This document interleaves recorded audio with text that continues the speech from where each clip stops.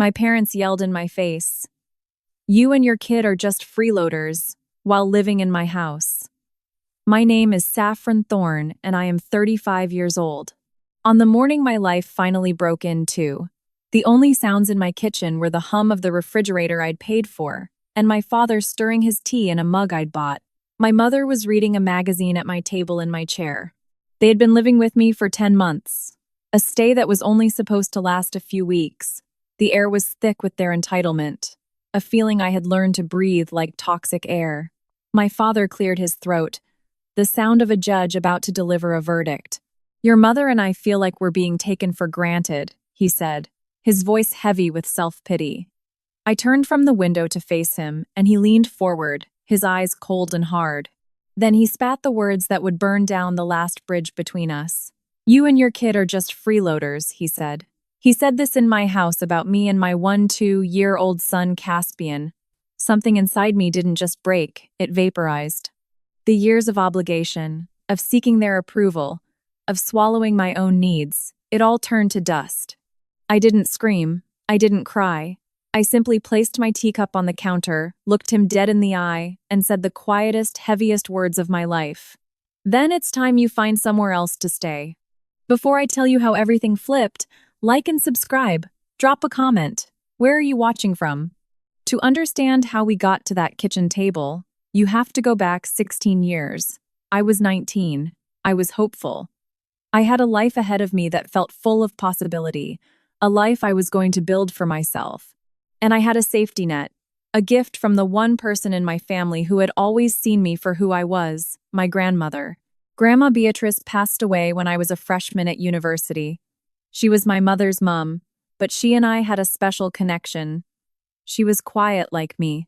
She noticed things. She saw how my older brother Alistair got all the attention, all the praise. She saw how I faded into the background, always trying to be good to not cause trouble.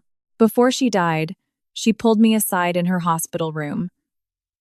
The room smelled of antiseptic and wilting flowers. Her hand was thin and cool in mine. "Saffron," she whispered, her voice like dry leaves. "I left something for you. Don't let them take it from you. You use it for your education. You make something of yourself." I didn't understand the warning. Then, a few weeks after the funeral, the letter from her solicitor arrived. She had left me £120,000 in a trust that became available on my 19th birthday. It was a staggering amount of money, more than I had ever imagined holding. It wasn't just money, it was freedom. It was 4 years of university without debt. It was a deposit on a small flat after graduation. It was a future, my future. I remember sitting on my bed in my halls of residence, staring at the check from her estate. I felt a sense of security I had never known. For the first time, I felt like I was in control. That feeling lasted less than a week. I made the mistake of telling my parents. I remember sitting on my bed in my room, staring at the check from the estate. I felt a sense of security I had never known. For the first time, I felt like I was in control. That feeling lasted for less than a week. I made the mistake of telling my parents about the money during a weekend visit home. I was excited. I wanted to share my good news. I thought they would be happy for me. My father's eyes lit up, but not with pride. It was a different kind of light, a calculating one. My brother Alistair, who was there for Sunday roast, whistled low. "Wow, Safi, you hit the jackpot," he said, punching my arm playfully. It didn't feel playful. The conversation happened that Sunday, just before I was supposed to drive back to campus. My mother had made a pot roast. We were all sitting in the living room, a room that always felt too formal, too staged. My father muted the football match on the telly. That's how I knew it was serious. "Saffron, your brother and I have been talking," he began. He used the same opening line he would use 16 years later at my kitchen table. "We have an opportunity here, a family opportunity." He laid out a plan. He and Alistair wanted to expand the family business, a small construction firm that was always struggling. They wanted to buy a new piece of equipment, a small crane that would allow them to take on bigger, more profitable jobs. "The banks are a nightmare," my father said, shaking his head. "The interest rates, the paperwork, It's impossible for the little guy. Then Alistair chimed in, his voice smooth and persuasive. But with an investment, a real cash investment, we could skip all that. We could be profitable in 6 months. And Safi, we'd make you a partner, an investor. They made it sound so official, so grown up. An investor. It was a word that made me feel important. This is a chance to build something for the whole family, Dad said, his voice earnest. He looked at me, his eyes pleading. You'll get it all back, sweetheart, with interest. We'll draw up a contract. You'll probably make £20,000 or £30,000 on top of your original investment. It's a sure thing. I hesitated. I remembered my grandmother's words. Don't let them take it from you. But these were my father and my brother. This was my family. They wouldn't take something from me. They were asking me to help, to be part of the team. All my life, I had felt like I was on the outside. This felt like my chance to finally be on the inside. I don't know, I said. Grandma said it was for university. My mother, who had been quiet the whole time, finally spoke. She reached over and patted my knee. Her touch was meant to be comforting, but it felt like a trap. Honey, your father and your brother know best, and family helps family. That's what's most important. You can still go to uni. You can take out some small loans. Everyone does it. They had an answer for everything. For every doubt, they had a promise. For every question, they had a vision of a shared, prosperous future. They talked for over an hour. They used words like legacy, team, and our future. By the end, my head was spinning. My £120,000 had been transformed from my personal safety net into a family obligation. Saying no felt selfish. It felt like I was betraying them. The next day, I went to the bank with my father. I endorsed the check for my grandmother's estate and signed the transfer papers to move the money into his business account. There was no contract. When I asked about it, he just laughed and ruffled my hair. We don't need paperwork, honey. We're family. The business failed in less than a year. The new crane, it turned out, required expensive maintenance and a specialized operator they couldn't afford to keep on staff. They underbid a few big jobs and lost a fortune. The money didn't just dwindle, it vanished. It was gone. All of it. When I finally got the courage to ask what happened, to ask where my money was, the mood turned cold. I found my parents in the kitchen. I asked my question, trying not to sound accusatory. My father's face hardened. It's a tough economy, Saffron. These things happen. Don't be naive. But the interest, you said I'd get it back.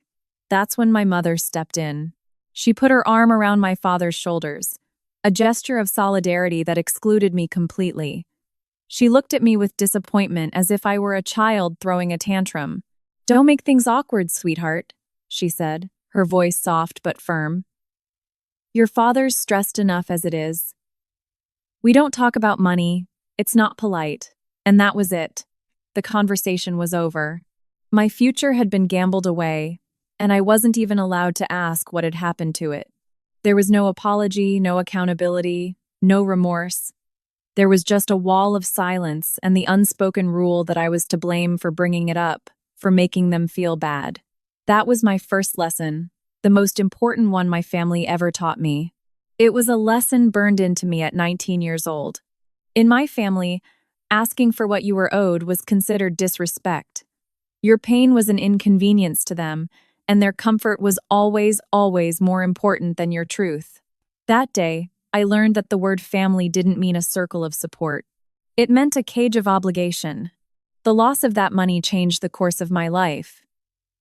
The easy path, the one my grandmother had tried to give me, was gone.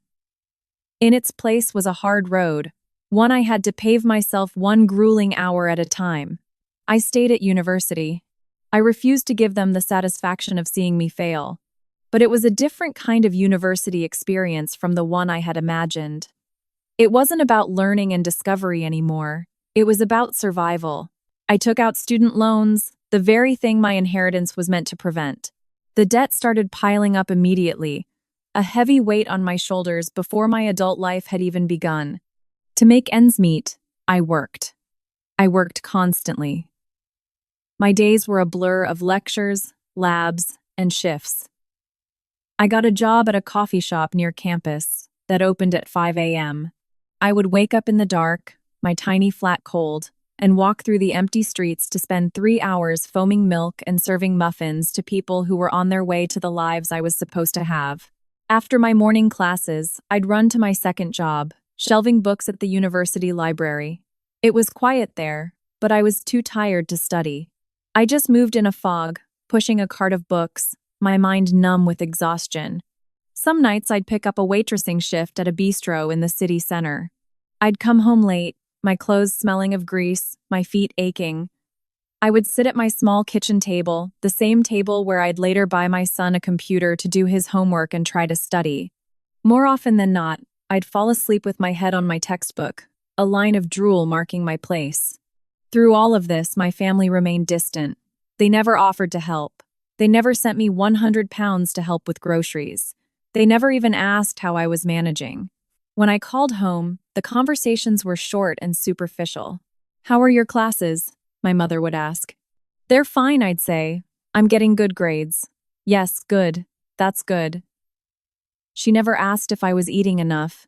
She never asked if I was okay. My father would sometimes get on the phone, his voice gruff. He'd talk about the weather or a problem with his car. He never ever mentioned the money. It was as if that transaction, that enormous betrayal, had never happened. It was a ghost that lived with me every single day.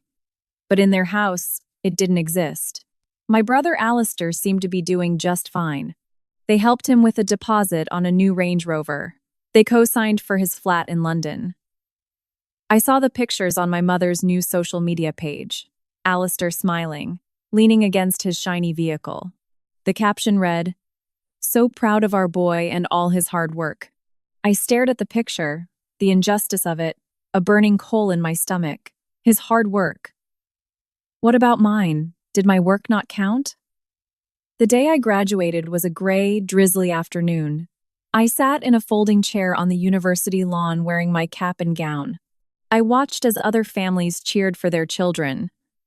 Fathers were hugging their daughters. Mothers were crying with joy. I saw balloons and bouquets of flowers. My family wasn't there. They said the drive was too long, that my father's back was acting up. Later that evening, I checked my mother's social media. She had posted a single-line status. "Our daughter finally finished school."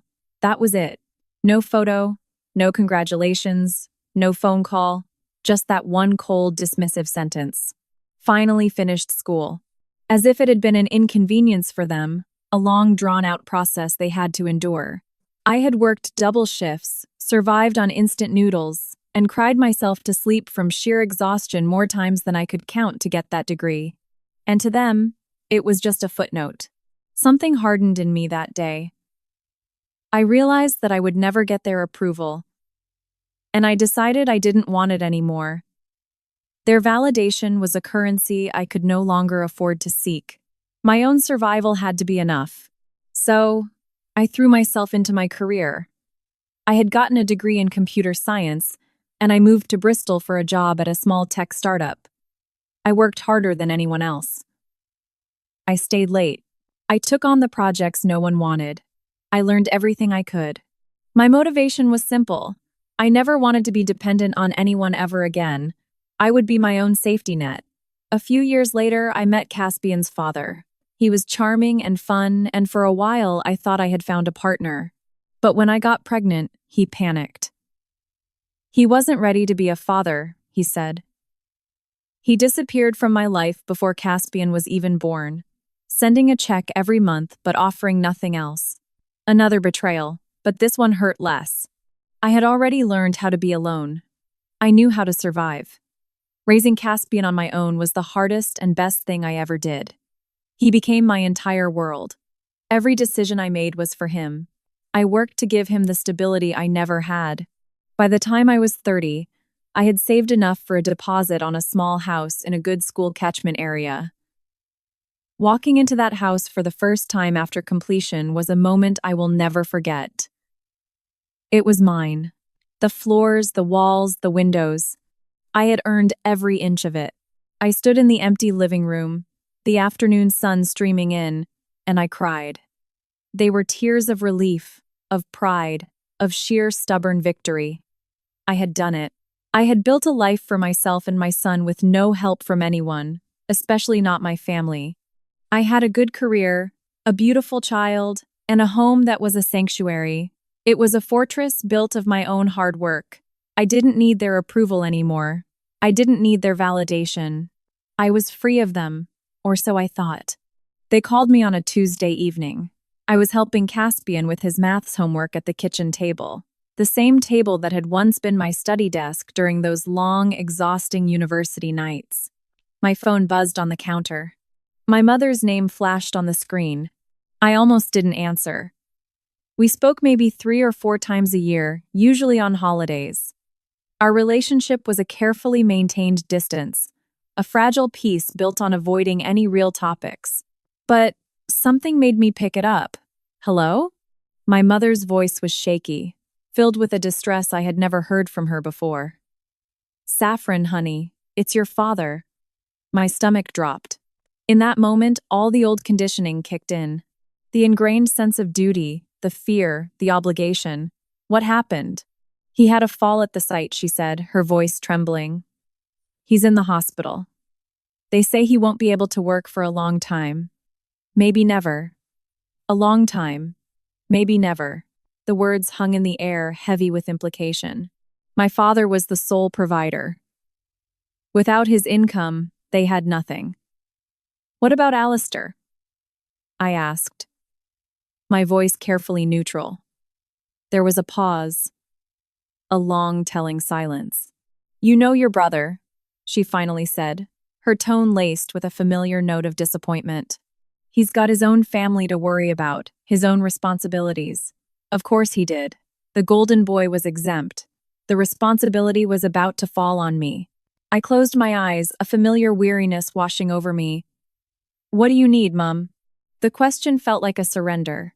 She let out a sob of relief. Oh, Saffron, I knew we could count on you. We're in a terrible spot. The bills are already piling up and we're going to lose the house. We just need a place to stay for a little while until your father gets back on his feet. A little while. I looked around my kitchen at the clean counters, the drawings Caspian had taped to the refrigerator, the sense of peace I had so carefully cultivated, my sanctuary. I thought about the chaos they would bring, the criticism, the entitlement. I thought about my father's cold eyes, my mother's dismissive tone. Then I thought about my grandmother. Family helps family. The words echoed in my head, not as a comfort, but as a chain. Okay, I said, the word feeling heavy in my mouth. You can come stay with us. The relief in her voice was immediate and overwhelming. Thank you, sweetheart. Thank you. It will just be for a few weeks. We promise. They arrived 3 days later. They pulled up in a beat-up old saloon car packed with their belongings. A few weeks had somehow translated into everything they owned. My father walked slowly, leaning on a stick. He looked older, smaller than I remembered. For a moment, a flicker of genuine sympathy pierced through my resentment. This was my father. He was hurt. My mother, on the other hand, seemed to regain her strength the moment she stepped inside my house. She looked around, her eyes scanning everything. The furniture, the layout, the decor. Oh, this is nice, she said, her voice carrying a faint undertone of surprise, as if she hadn't expected me to do so well for myself. A bit small, though, isn't it? And just like that, the peace I had built for myself began to crack. The first few days were an adjustment. For Caspian, it was an adventure. He was excited to have his grandparents around, something he had never really experienced. He tried to show them his room, his toys, his drawings. My mother smiled and nodded, but her attention was already elsewhere. My father mostly kept to himself, settling into the armchair in the living room, as if it had always belonged to him. The few weeks they had promised stretched into a month. Then 2. Any pretense of them being guests vanished quickly. They didn't offer to help with groceries or bills. My mother didn't cook or clean. She simply occupied the space. The criticism started subtly. Are you sure you want to give Caspian so much screen time? She'd ask, watching over my shoulder. "This house could really use a deep clean," she'd comment, running a finger along a perfectly clean shelf. "Is this what you're wearing to the office?" she'd ask, her eyebrows raised. It was a slow, steady erosion. My sanctuary was being dismantled, one comment at a time. My routines were disrupted. My quiet evenings were replaced with the sound of my father's television shows blaring from the living room. My kitchen was no longer my own. My mother would rearrange things, moving my utensils and spices to places that made no sense to me. I would open a drawer and feel a jolt of disorientation. This wasn't my space anymore. It was theirs. I tried to set boundaries. One evening, I gently suggested that they could help out with some of the bills. Just a small contribution to cover the increase in utilities. My father looked at me as if I had just insulted him. "Are you seriously asking your own parents for rent?" he asked, his voice filled with disbelief. My mother chimed in, shaking her head. "After everything we've done for you, Saffron, you're going to nickel and dime us." Everything we've done for you, the words hung in the air, heavy with a debt I had supposedly never repaid. I felt that old familiar feeling of guilt creeping in. I backed down. "I didn't mean it like that," I said quickly. "Just forget I asked." They did. Or rather, they pretended to, but the dynamic had been established. I was the provider. They were the dependents, but they acted like the owners. Months passed. My father's condition didn't seem to improve. He made no mention of looking for alternative work, of any kind of plan for the future. My mother settled into a comfortable routine of watching daytime television and criticizing my life. Caspian's initial excitement faded. He became quieter, more withdrawn. He started spending more time in his room, the one space that was still truly his. One night, I found him sitting on his bed, his shoulders slumped. "Hey, buddy, what's wrong?" I asked, sitting down beside him. He hesitated, then looked up at me, his eyes filled with a sadness that broke my heart. "Grandma says you work too much," he said softly. My chest tightened. "What else does she say?" He looked down at his hands. She says you don't take good care of me, that you're always tired and you don't pay attention." The words felt like a physical blow. They weren't just undermining me anymore. They were poisoning my son against me. And that was a line they had just crossed that I could not ignore. I confronted my mother that night. Caspian was asleep and my father was in the living room, the glow of the television flickering across his face. My mother was in the kitchen making a cup of tea. I stood in the doorway, my arms crossed, my heart pounding. "We need to talk," I said. She didn't turn around. "Can it wait?" she asked, her voice dismissive. "I'm busy." "No, it can't." Something in my tone must have gotten through because she sighed and finally faced me. "What is it now, Saffron?" I took a deep breath, trying to keep my voice steady. "I need you to stop saying things to Caspian about my parenting. It's not appropriate, and it's not your place." Her eyebrows shot up in mock surprise. "I was just expressing my concern for my grandson," she said, her tone dripping with innocence. "Is that a crime now?" "It's not concern," I shot back. "It's criticism, and it's confusing for him." "It needs to stop," she scoffed. "You're being overly sensitive. You always have been. A little bit of advice never hurt anyone."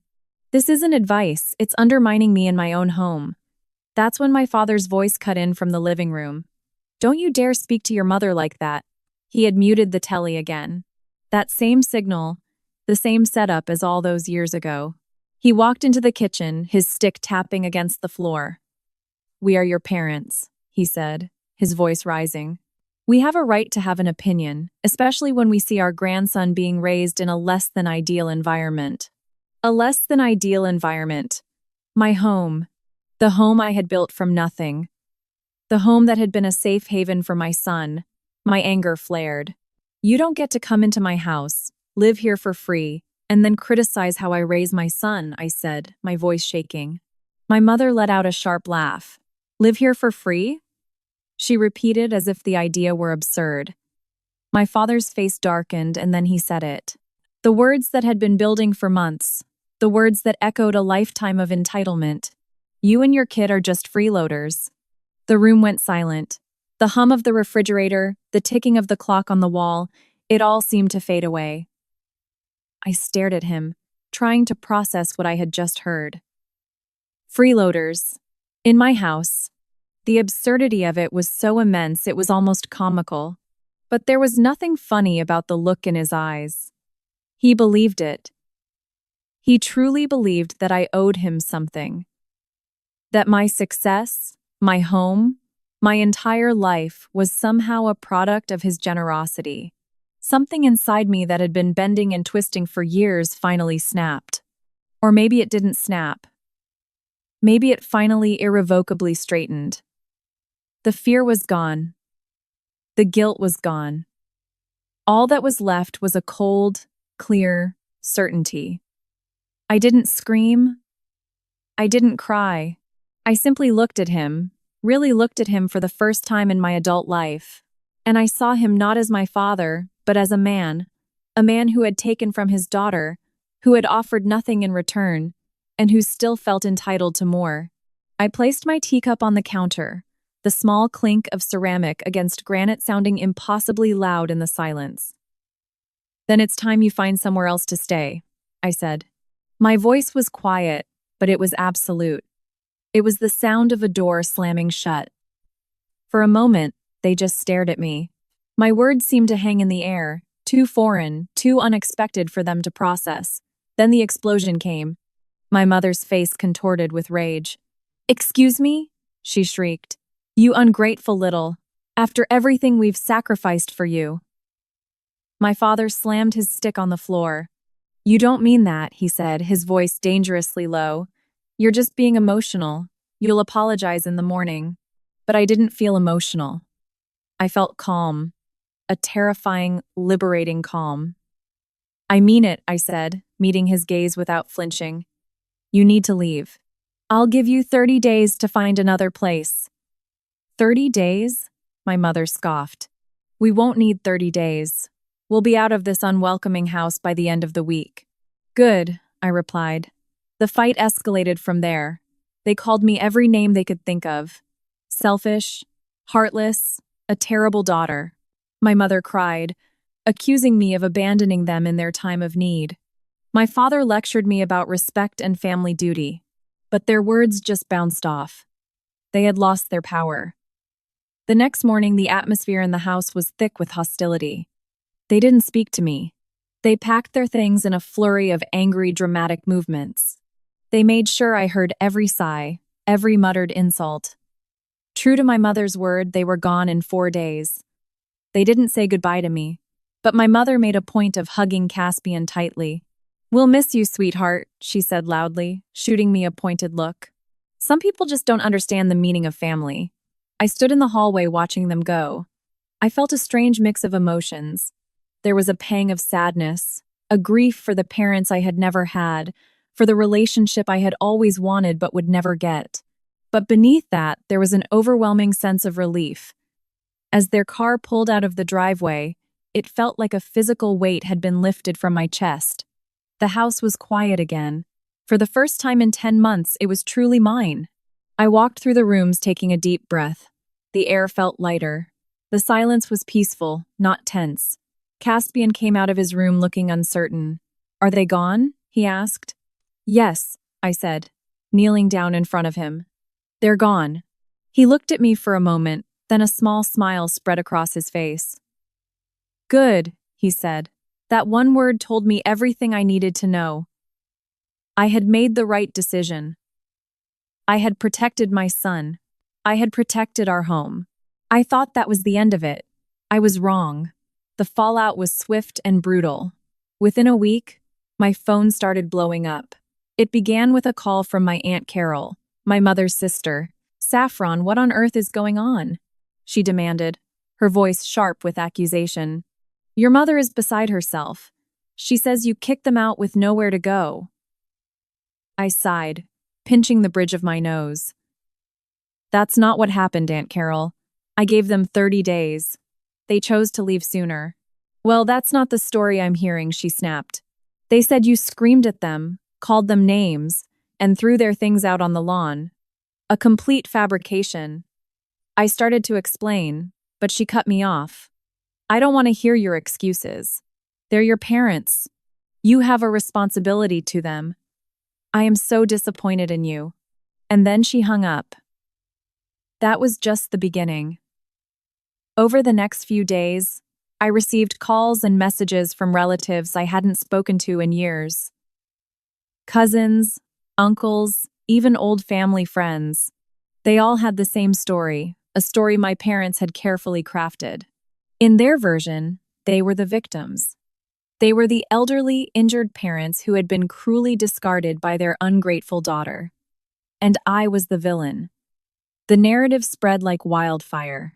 I was bombarded with judgment, with condemnation, with thinly veiled threats of being cut off from the family. It was a full-scale smear campaign.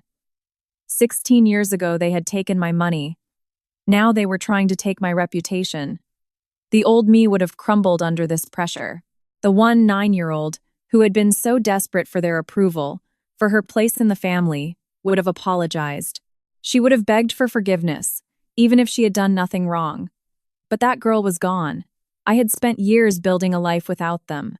I had learned to stand on my own 2 feet, and I wasn't about to let them tear me down now. So, I decided to do something I had never done before. I decided to tell the truth. I didn't engage in screaming matches or long, drawn-out arguments. I simply responded to the messages with a calm, concise account of what had actually happened. I told them about the 10 months my parents had lived in my home without contributing. I told them about the constant criticism, the undermining of my parenting. And then I told them about the money. For the first time in 16 years, I spoke openly about the £120,000 my grandmother had left me.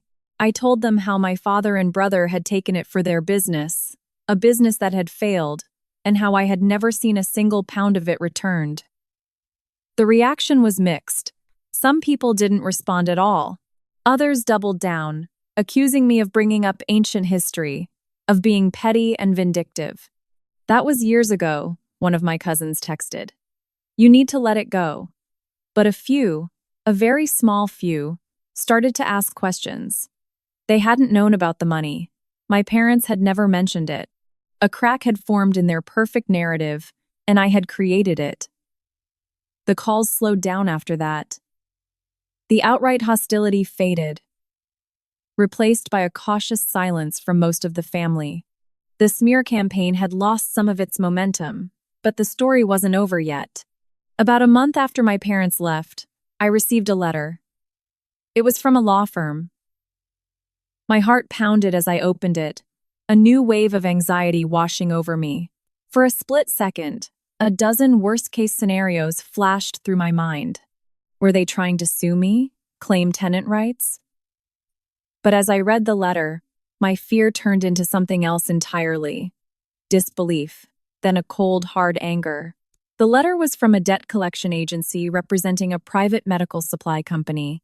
It stated that my father had incurred a debt of over £15,000 for medical equipment, a specialized hospital bed, and mobility aids. And he had listed me as the responsible party. He had given them my name and my address. He had put me down as the guarantor. I read the letter 3 times, my hands shaking. It was so audacious, so brazen, that it was almost unbelievable. After everything, after taking my inheritance, after living in my home for free, after launching a smear campaign against me, he was now trying to saddle me with his debt. It was the final straw, the last definitive proof that they would never change, that they would take and take and take with no end. But this time, it was different. This wasn't a guilt trip or a manipulation. This was a legal matter, and I had something I didn't have 16 years ago: resources. I didn't hesitate. The next day, I contacted a solicitor. I walked into his office with the letter, my documentation, and a resolve that was as solid as steel. I told him everything: the story of the inheritance, the failed business, the 10 months they had lived with me, and now this. He listened patiently, his expression growing more serious as I spoke. When I finished, he leaned back in his chair. "This is quite a situation, Miss Thorne," he said. "First of all, let me assure you that you are not responsible for this debt unless you explicitly signed a contract agreeing to be the guarantor." "I didn't," I said firmly. "I never signed anything." "Good," he nodded.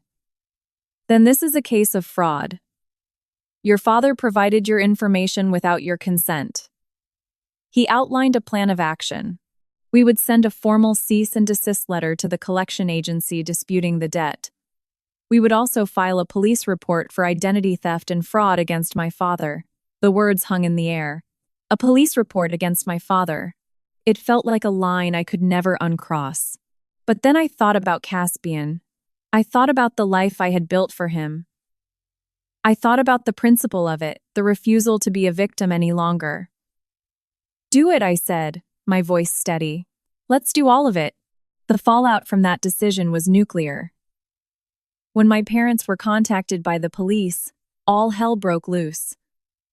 My phone lit up with a barrage of calls and messages, more furious than anything that had come before. But this time, it wasn't just extended family. It was them. I didn't answer. I let the calls go to voicemail. I listened to them later, one by one. My mother's messages were filled with hysterical sobs and accusations. "How could you do this to us, Saffron? We're your parents. You're going to send your own father to prison over a misunderstanding." A misunderstanding. My father's messages were different. They were cold, controlled, and laced with a venom I had never heard so clearly before. "You've made a very big mistake," he said in one message. "You'll regret this. I promise you that." There were threats, veiled but unmistakable. The old fear tried to creep back in, but I pushed it down. I had a solicitor now. I had the truth. I didn't have to face them alone anymore. I forwarded every message to my lawyer. I documented everything. The process was long and draining. There were statements to give, paperwork to file, and endless back and forth with the collection agency. But slowly, surely, things started to move in my favor. The cease and desist letter worked. The collection calls stopped. The debt was formally removed from my name. I was free from that burden. The police investigation took longer. I don't know all the details of what happened on their end. What I do know is that the pressure was enough. A few months later, I received a call from my mother. Her voice was different, defeated, small. She told me that my father had taken out a high-interest loan to pay off the medical debt. They were in a worse financial situation than ever before. She didn't apologize. Not really. But she asked me to drop the police report. "Please, Saffron," she begged. "He's your father. This will ruin him." I listened in silence. I thought about the 19-year-old girl sitting in her room holding a check for £120,000. I thought about the years of struggle, the exhaustion, the loneliness. I thought about my son and the peaceful home I had fought so hard to protect. "I'll consider it," I said finally. And I did. I considered it for a long time. In the end, I agreed to drop the charges, but only after my solicitor drafted a legally binding agreement. The agreement stated that they would have no further financial claims on me, that they would not contact me or my son again, and that they would acknowledge the debt was theirs alone. It was, in essence, a formal legal severing of our relationship. They signed it. I haven't spoken to them since. It's been 2 years. My life is quiet, peaceful. Caspian is thriving. He's happy. He's doing well in school. Our home is our sanctuary again. Sometimes I feel a pang of sadness, a sense of loss for the family I never truly had. But it's a quiet sadness, not the all-consuming pain it once was. What I feel most of all is something else. It's a feeling I never thought I would have. Freedom. True, unburdened freedom. I learned a hard lesson over those 16 years. Family isn't about blood. It's about respect. It's about support. It's about the people who lift you up, not the ones who tear you down. And sometimes the strongest, most loving thing you can do for yourself is to walk away. If you made it this far, thank you for listening. Stories like this aren't easy to tell, but they matter. If you've ever had to walk away from people who were supposed to protect you, you're not alone. Let me know in the comments what would you have done. And if you want more real stories like this, don't forget to like and subscribe.